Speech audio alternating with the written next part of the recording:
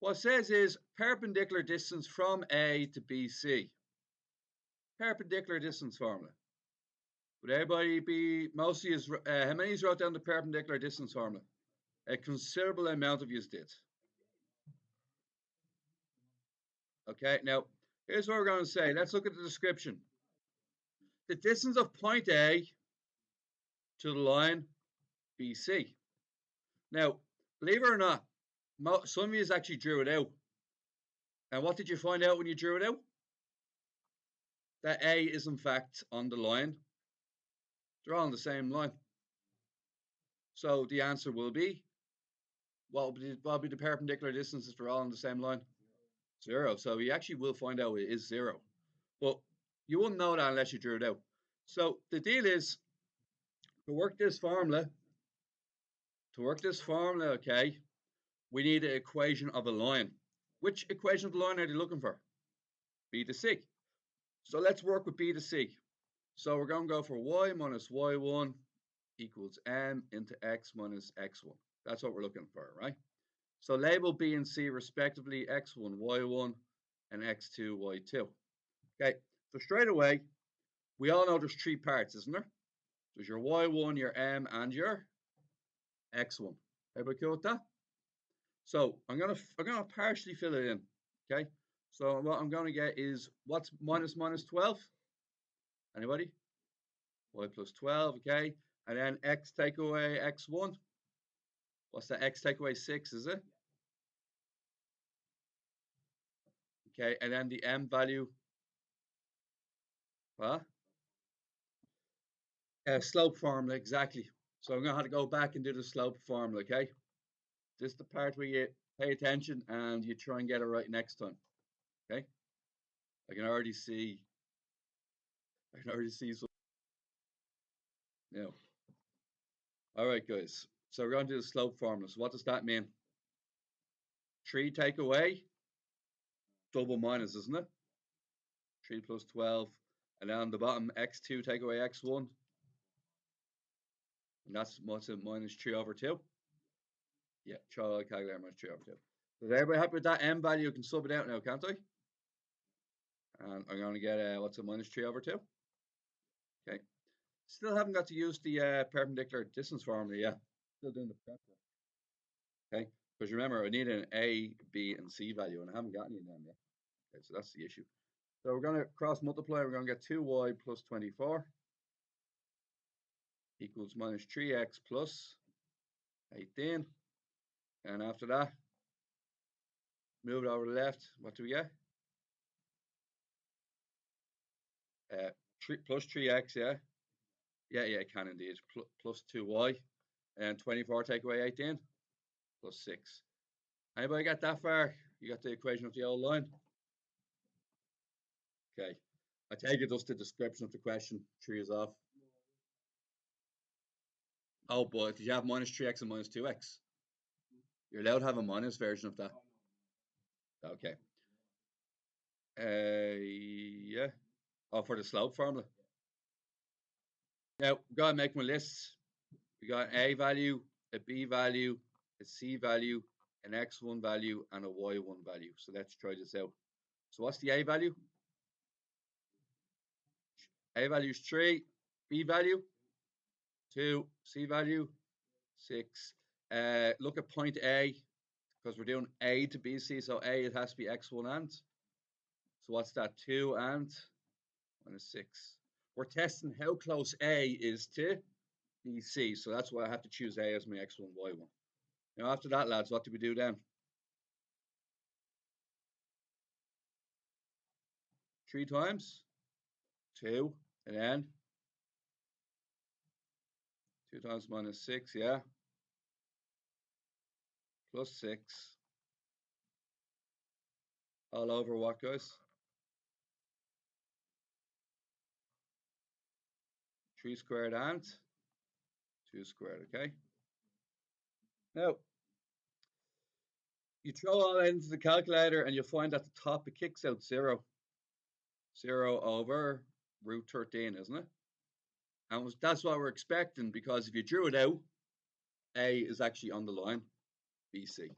So that's all what could be done there. You cool with that? Right. Please, the relationship is that A, B, and C are on the same line, because if A has no perpendicular distance to B and C, this means that A must be on the same line. Is that right? A is on the line BC. Yeah. Is that cool with you guys? Thanks for that, Tom. Anything else? Okay. Now, this one caused a bit of hassle for us, all right? And we'll just go back to basics here. I gave you a formula for any two lines in the world, and what it will do is it will tell you the angle that's in between. Go with that. Anybody remember the formula? Tan theta is a plus or minus or the modulus we use? They mean the same thing, but okay. M1 minus M2 all over. Now, what that means is that any two lines in the world, and it will tell us what the angle is in between both of them. You got it? Now, tell me something. Am I going to use these two lines here?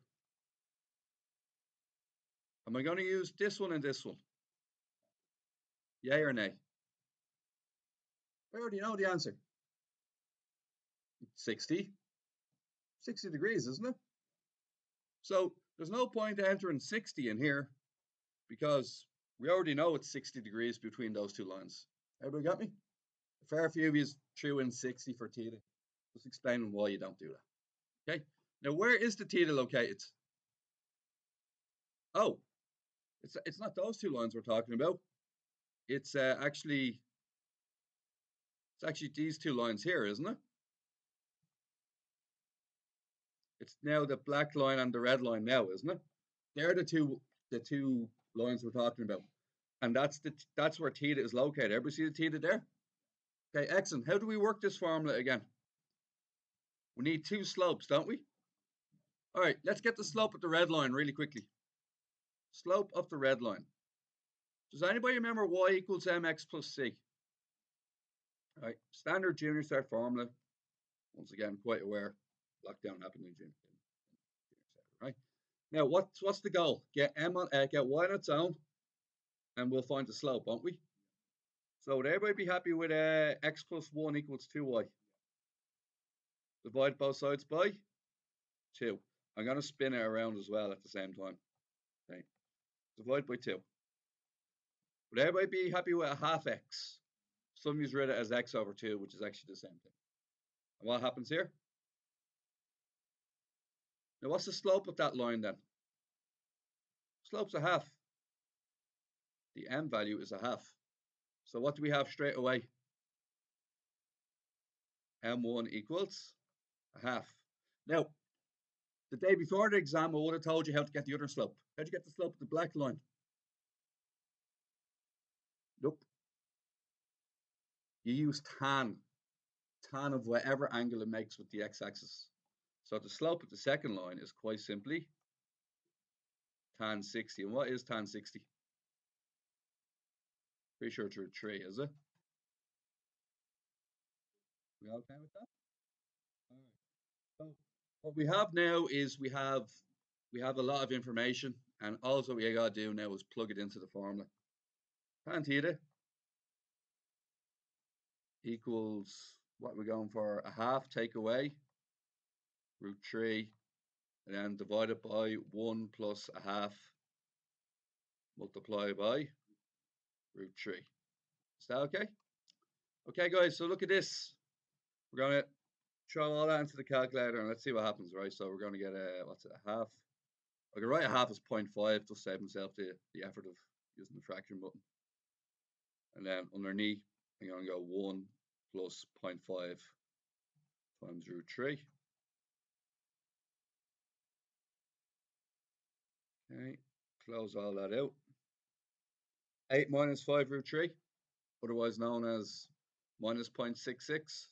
I'll be happy with minus 0.566 to be honest. Okay, so tan theta equals plus or minus point, what's it, 0.66 or 66? 6, 6.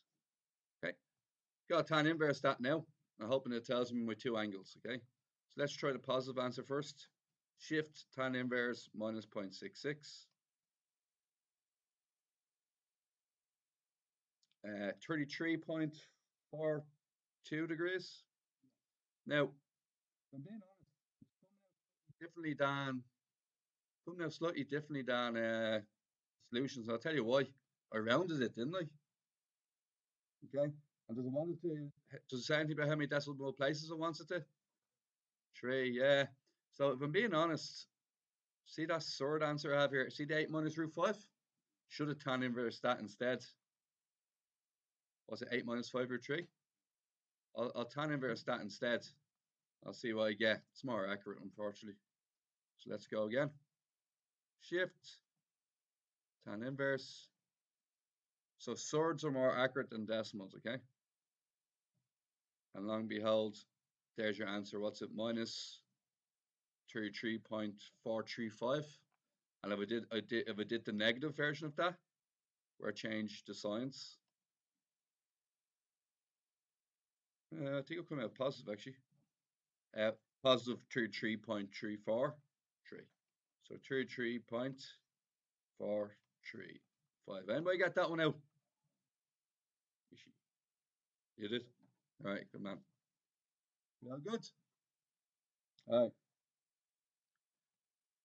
Now, this one. Okay, lads, it clearly says radius. Now, my question to you is it in GF format or is it in HK format? Huh? Yeah, it's in GF format, isn't it? So a good idea for me would be to write down what my G and F is. Does that make sense? Okay, so let's find out. What do we think it is? 2gx equals, what does 2gx equal? Equals minus 2x, and as you said, cancel the x's, find out that 2g equals minus 2, and that g equals plus 1. Next thing, do the same thing for 2fy. Who got f equals 4? Okay. Now, clearly says radius. Is there a radius formula using GFs? Is there a radius formula in your tables using GF system? What is it? Yeah, it wasn't a stretch to say that you'd have to use that formula, given that it's written in GF format. There's a GF radius formula. It's a good idea to use it. Now, here's the sore part. You'd be surprised how many users did this. It's breaking me inside, lads, looking at it. Now look at this. All right. Instead of C, what do we have? So would you be happy if we still slot in K there? Okay, now here's the good part. So a lot of you's got this far. I mean, a lot of you's got this far, which I was very happy with. Now, square both sides, yeah? What happens if you square 5 root 3? Let's find out. Oh. Who said 75? Thank you. Square 5 root 3. It's 75, not 15. Okay? For those of you who tried to do it in your heads,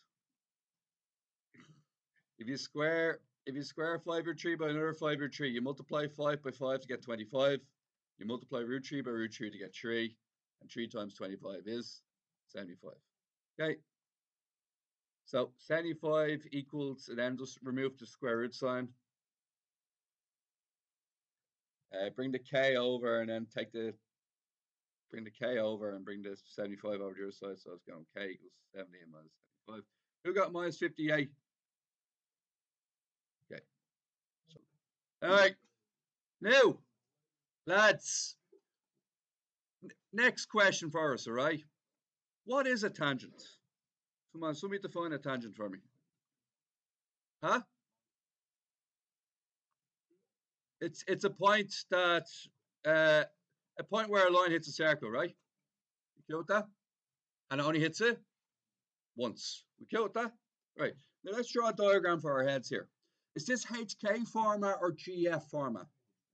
Okay, we're in HK format. Okay. Now, Can somebody tell me what is the, and that's r squared, isn't it? Now, if you were to do this, you get r squared equals 20, r equals root 20. You don't need that. Okay? Just back that off. You don't need it. There is a method where you could try it out, but it's so much longer and harder than the method we're going to do. Okay, next thing. What's your h and k value? What's h? 5 and k. So you actually have the center of your circle handy there, don't you? It's 5 minus 2. We all good with that? Okay. No, that's only done for G and F. H and K, if you look at your log tables, it says HK is the center. So, all right, lads, nextly. Does everybody agree with the point 9 minus 4? So 9 minus 4, for argument's sake, could be down here. Okay. Now, the deal is that this tangent, see this red tangent here? What is its relationship to the center? If I drew the radius out, looking a bit weird, mind you, but if I drew the radius out, it has to be 90 degrees. Everybody got that? Does everybody know that the radius always has to be perpendicular to the tangent? Got that? Now, it clearly says find the slope of the tangent. Find the slope of the tangent. Okay. If I find the slope of the radius, what could I do? Turn it upside down, and then I have the slope of the tangent, don't I? So this is basically a slope formula question. 7 marks for the radius, and then 10 marks for the upside down version. Okay, now once again, we're not breaking the bank on complicated maths here. Okay, so what's y2? Minus 4, y1, minus 2, which is plus 2. X2, which is 9, take away 5.